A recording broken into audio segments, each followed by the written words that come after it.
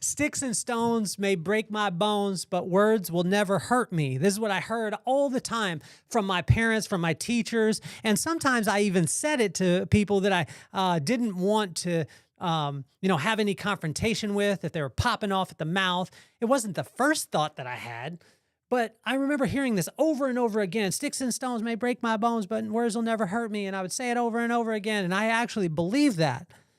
And I don't think our parents or the teachers meant the wrong thing, but now when I think about it, what if it was the words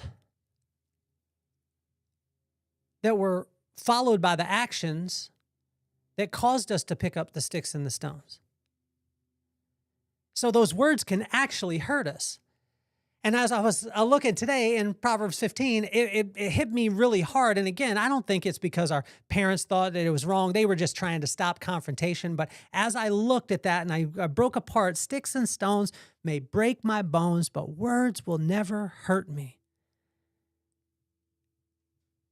And then thinking about the fact that the words, most of the time, when something comes out your mouth, it causes your hands to follow suit.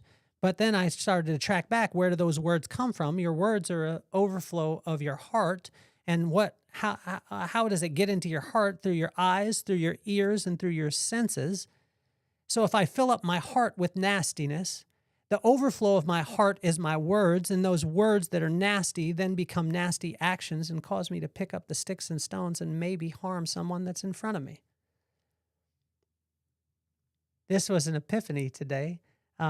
It blew me away because as I looked at it, Proverbs 15 really opened some things for me because it starts off with it responding with a gentle answer. But how can I respond with a gentle answer if my heart is filled up with nastiness?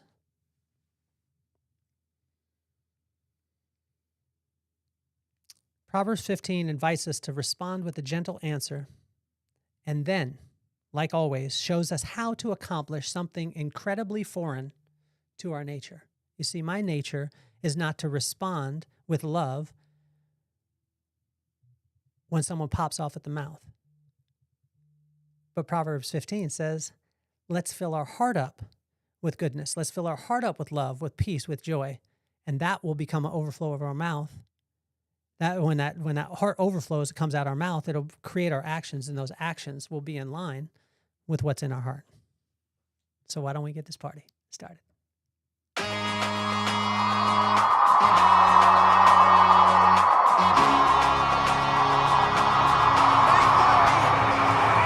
Nothing more on my mind. I got to shine, so every day I grind. Work in the morning, work in the evening. We's achieving, cause we believing. It's for certain, we put the work in. We ain't stopped just because it's hurting. Right before your eyes, so it's coming to no surprise. The takeover is televised. Over and over and over again. Make no mistake, we continue to win. Defeat never known, cause I will not lose. They wanna mimic my moves, but can't walk in my shoes.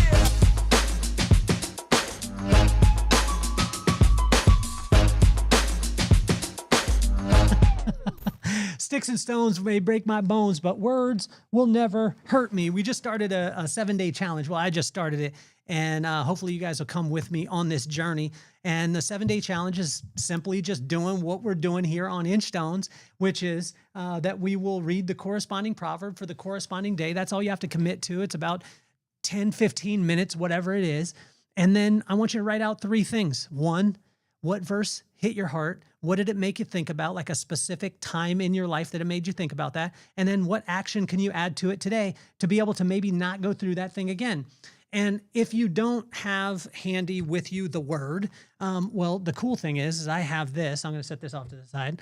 But I have this, which is the Inchstones. I'm holding it up, the Vibe Within, and you can pick this book up on Amazon, and it has the corresponding proverb for the corresponding day, and then has a journal that asks you the question. So what hit your heart, what hit your mind, and then what skill. And then I've actually added my own notes. So like on this side, you can see that I wrote in this one, let's see, actually I'll go to Proverbs 15.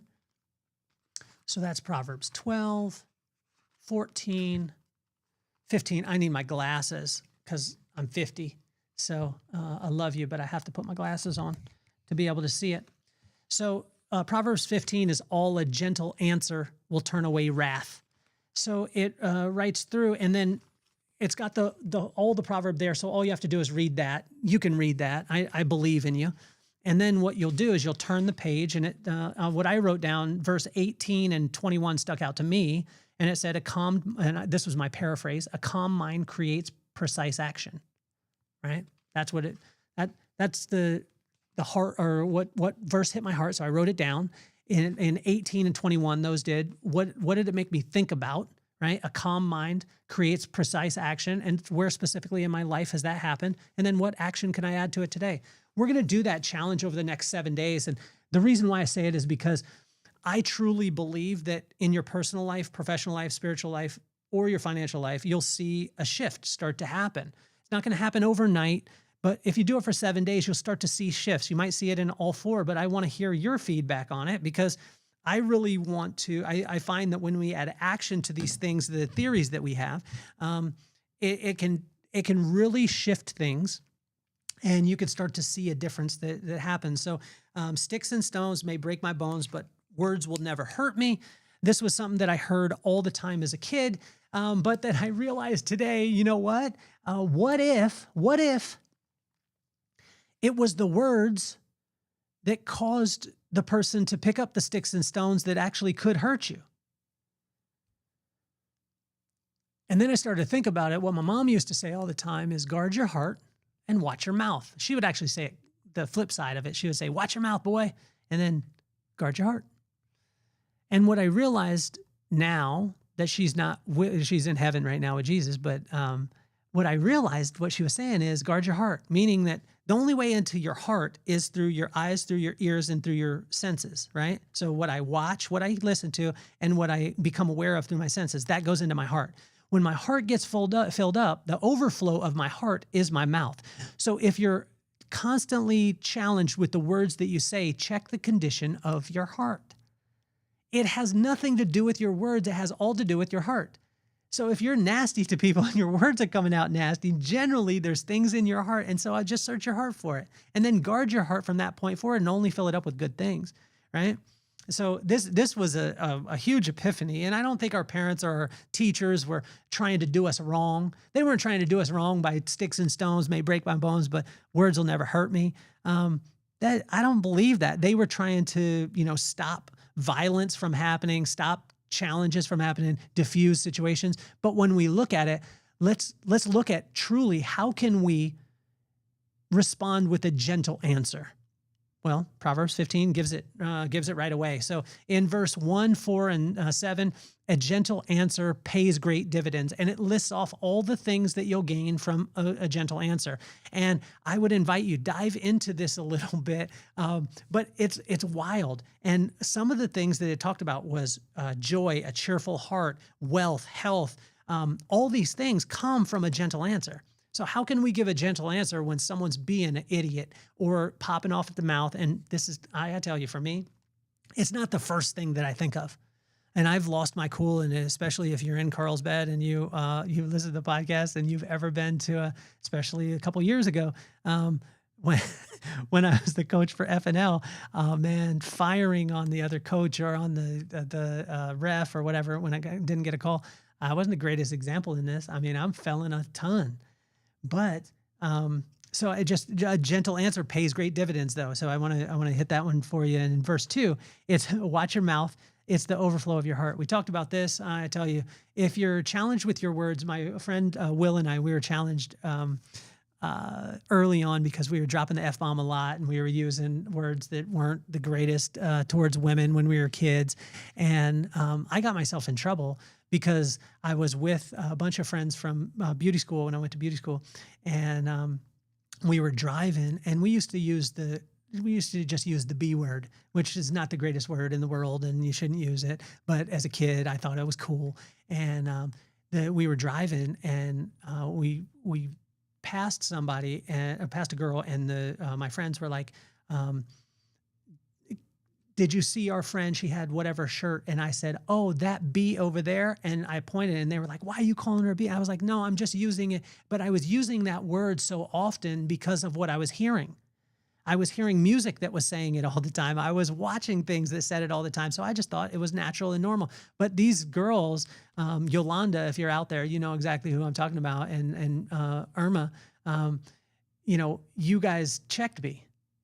We were in the Monte Carlo in Santa Maria, and you checked me. You were like, don't be calling her a bee. And I was like, no, I'm not calling her a bee. It's just that was just an expression. And they were like, that's not a good expression. And I got checked.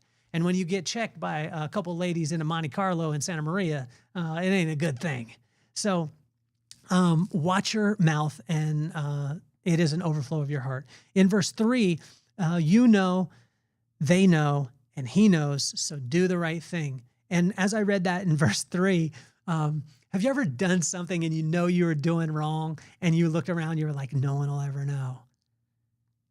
And then you realized that people will know.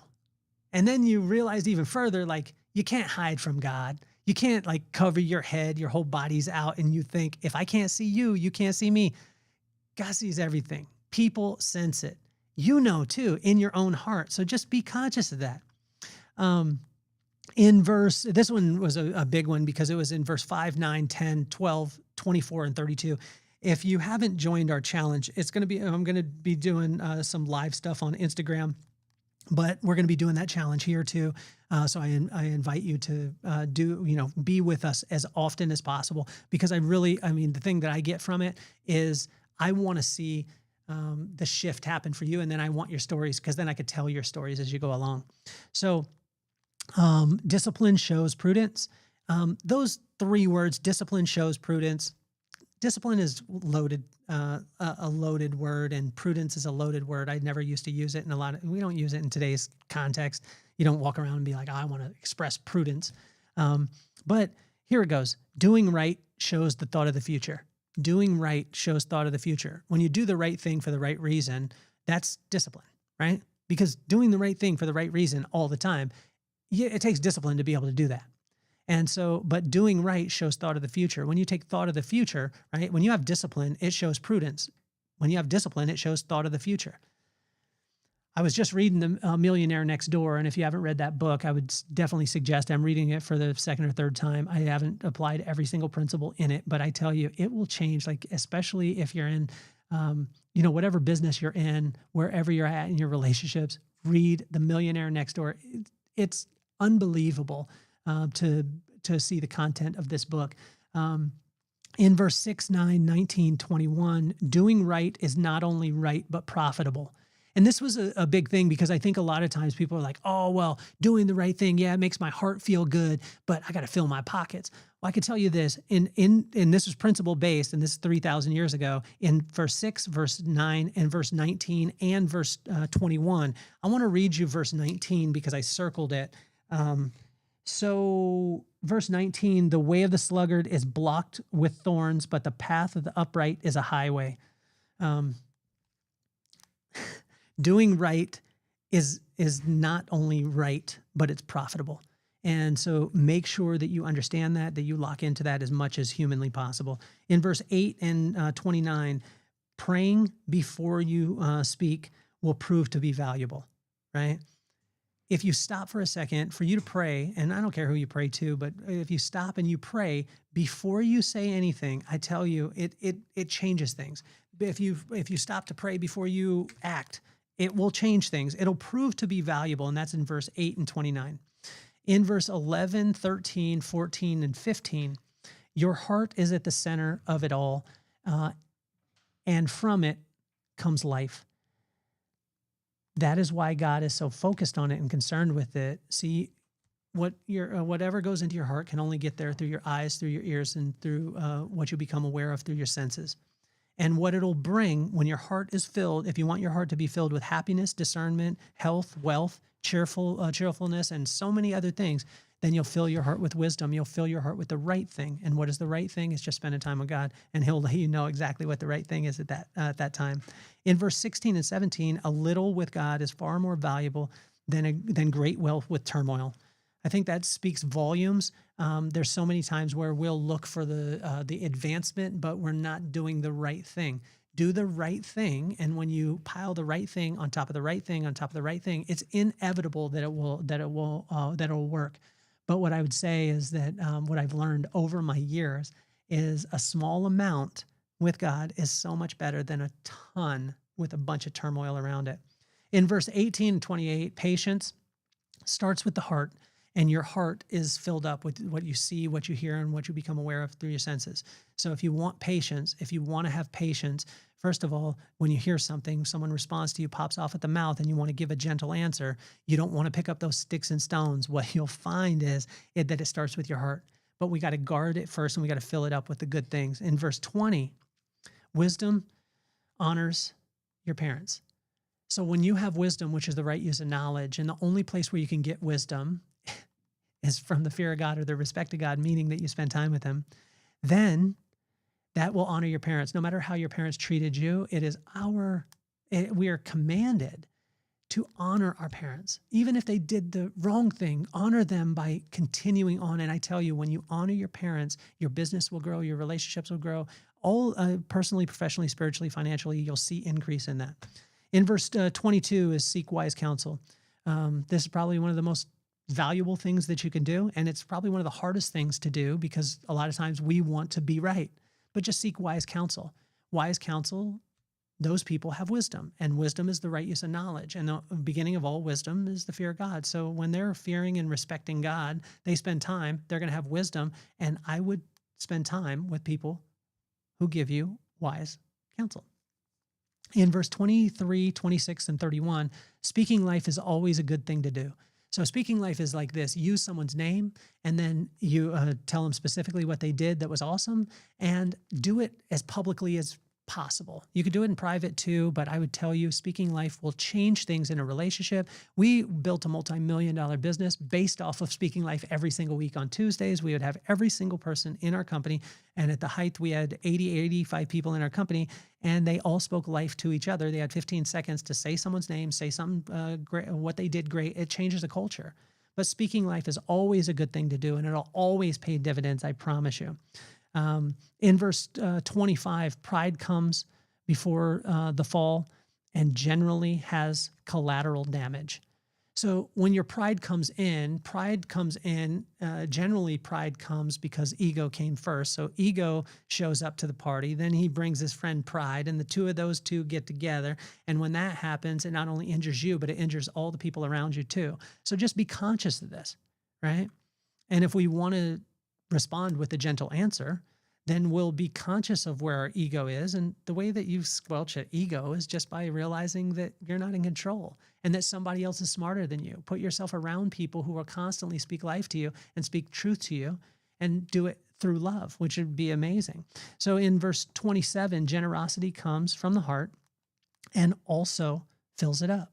Watch this, it's a circle. So generosity comes from the heart.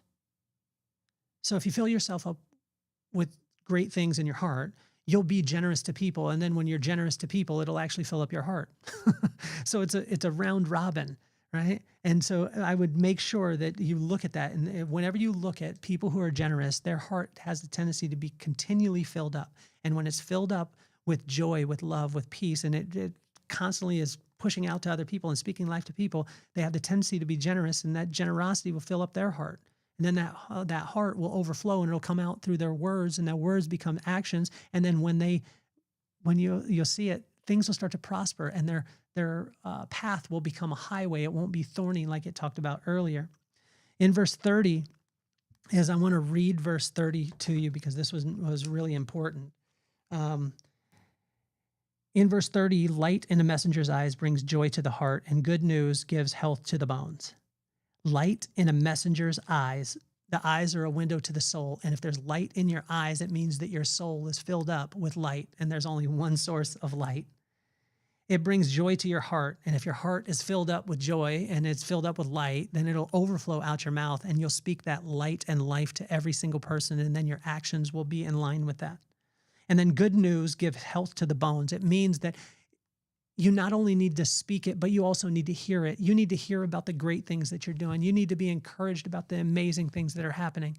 When you're at your work, if your boss stopped for 5 minutes and said, I just want to tell you all the things that I noticed last week, and even if it was 3 things that they noticed, you did this task and it was absolutely phenomenal. You dealt with this client and it was absolutely phenomenal. You would be on cloud 9. You need to hear encouragement every single day. I was very fortunate because my best friend in the world, his name was Pops. And Pops would encourage me every day. He would say, boy, you're the greatest, so act accordingly. But then he would give me specifics. Every single one of us is lacking encouragement. And that's the reason why most of the time our ego gets involved. And when our ego gets involved, then pride gets involved, and then there's collateral damage. And when most of the time when pride is there, it just comes from the insecurity. So that insecurity causes us to have some ego, and that ego brings the pride, and then the collateral damage happens. But where we can gain security is by being encouraged by the people that are around us that absolutely love us. So make sure that you're not only encouraging people, but you're also being encouraged yourself, meaning you're putting yourself around wise counsel. As we finish up today is verse 33 is respect God, and your humility in this will bring honor. If you want honor in your life, in your personal, professional, spiritual, or financial life, just respect God. Because when you respect God, you'll realize that you're not that big, that he's in control. And when he's in control, then you'll be humble. And when you're humble, that'll bring you honor. See, as a kid, when someone would pop off at the mouth, like I told you earlier, my first thought wasn't to speak life calmly to them. Although after reading Proverbs 15, I understand it's a process that takes work to give a gentle answer. To respond with a gentle answer in love takes work. This is a simple blueprint, although it's not easy. Sticks and stones now hits different when we realize that the words we say can cause you to use those sticks and stones. If your words are an overflow of your heart, and the only way into your heart is through your eyes, through your ears, or through what you become aware of through your senses, it's probably best to fill ourselves up with as much good as we can. So my question to every single one of you is, where this week can you adjust your consumption so it's only the good things that are going into your heart? I want to thank you so much for joining us. Join us on this 7-day challenge that we're doing. That we're going through the corresponding proverb, corresponding day. You can pick up the Inch Stones, the Vibe Within. You can follow along with us. It's on Amazon. The link is in the bio. If not, if you don't pick up the book, it's okay. Grab a journal, grab the word, and then just read the corresponding proverb, corresponding day. Ask yourself, which verse hit my heart? What did it make me think of specifically? A time in my life that it made me think of, and then what action can I add to it today? That 15-minute routine in the morning, I believe, will start to shift things in your personal, your professional, your spiritual, and your financial life, if not all of them together. So thank you so much for tuning in. Share it with a friend. The Vibe Room is coming on November 5th, and that is a live version of the podcast, and it's coming here to Carlsbad. So come and check us out. My name is Kelly Cardenas, and I'm officially off the hot seat. Peace, love, and soul.